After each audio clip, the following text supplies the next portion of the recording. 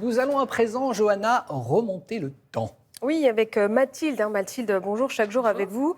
On s'intéresse au temps, on remonte dans le temps. On va s'intéresser donc aux 28 février qui ont marqué l'histoire. Et aujourd'hui, on commence par une photo mystérieuse. Plus qu'une photo, une vidéo. Si vous la reconnaissez, Johanna, vous êtes balèze. Je compte sur vous. Je peux jouer aussi? Oui, Damien, Merci aidez-la. beaucoup, Vincent Mathilde. aussi. Alors, qui est cette petite fille? Martine, arrête, on va se faire disputer. Et je ne pourrai plus venir jouer chez toi. Le 28 février 1969, nous étions. Elle avait 12 ans, cette petite fille. Comédienne, chanteuse? Devenue chanteuse, un célèbre groupe. Oh là là. Je sèche. Mais donnez-moi moi. Un nom d'un groupe de chanteuses? Après, avec son compagnon, Un c'était indice.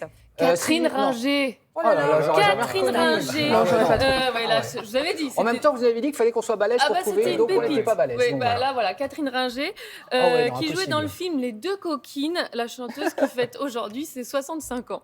Ah, c'est drôle. Allez, on enchaîne avec le 28 février 1996 et la fin d'un conte de fées. Et Mathilde. ce jour-là, enfin, elle a dit oui, enfin pas dans le sens où on l'entend. Vous allez comprendre, et le lendemain, ça fait la une de tous les journaux. Au choix, certains titres sur la victoire de Diana, d'autres sur son aveu à Charles hier face aux avocats. Je t'ai toujours aimé. Et sinon parler d'autre chose, princesse, des conséquences monarchiques et constitutionnelles, par exemple, de ce divorce sur lesquels toute la presse sérieuse s'interroge ce matin. Jamais vu sous la couronne britannique. Alors ça faisait plusieurs années que les négociations autour de leur divorce avaient commencé et il faudra attendre la fin du mois d'août pour qu'il soit officiel. Elle dit oui le 28 février, mais ça prend fin au mois d'août. Il met fin à 15 ans de mariage, un mariage qui avait vite tourné au drame. Et on termine, Mathilde, avec le 28 février 1964, avec un reportage qui a retenu votre attention ce jour-là. Pour quelle raison ? Parce qu'il interroge des ados sur un sujet ô combien sensible, l'argent de poche. Voilà comment les jeunes Français dépensaient leur cagnotte en 1964. En achetant des livres, Quel genre de livres? les livres des jeunes. Des livres d'aventure? Livre avec beaucoup d'images. Quel genre de disques?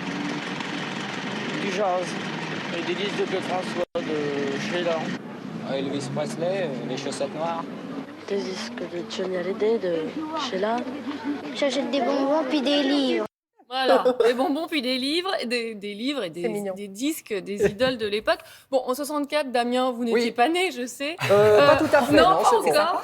Mais est-ce que vous aviez de l'argent de poche? Ah bah oui, Oui. mais raisonnable. Hein, très... Raisonnable. ouais. Johanna aussi? Oui, j'avais un petit peu d'argent de poche. Vous enviez quoi? Bah, des bonbons, mais pas de livres à La l'époque. même chose. Bon, bah, Ou des disques, je crois, des disques. J'ai acheté des 45 tours. Bon, peut-être Sylvie Vartan, non? Ah bah oui. Ah ouais, d'accord. Ah oui. Posez même pas la question. Bon, excusez-moi. En France, cette tradition s'installe dans les années 60, enfin à partir des années 60. Alors j'ai converti en moyenne, on est bien en dessous de 10 € par mois. Ah ouais. Et alors depuis, c'est passé quoi, Mathilde? Alors l'argent de poche fait toujours débat, il y a toujours des parents qui n'en donnent pas. 9 Français sur 10 pensent quand même qu'il s'agit d'une bonne initiation au budget. Et laissez-moi vous dire que les ados d'aujourd'hui sont bien plus chanceux que ceux de 64. Ah ouais. En 2020, en moyenne, entre 10 et 18 ans, les enfants ont reçu 30 € par mois. Ouais. Et alors, comme d'hab, c'est moins pour les filles, 4 € de moins par mois Non, que les garçons. non. Ah oui, l'inégalité commence dès l'argent de poche. C'est horrible. Principale dépense, les livres ont un peu disparu de la liste. On a les vêtements, les produits high-tech ou encore la nourriture pour échapper à la macédoine de la cantine. Et un conseil, s'il y a des enfants qui nous écoutent, mieux vaut vivre dans la Côte d'Azur, enfin sur la région Côte d'Azur, qu'en Bretagne. C'est là où les parents seraient un peu moins généreux. Et c'est à mon avis pour demander à déménager les gamins aujourd'hui. C'est Mathilde qui l'a dit, on aura plus d'argent Voilà, si on va sur la allez, Côte d'Azur. dans le sud. Voilà, vous avez bien Merci, l'été entendu, Mathilde. Mathilde. Merci beaucoup.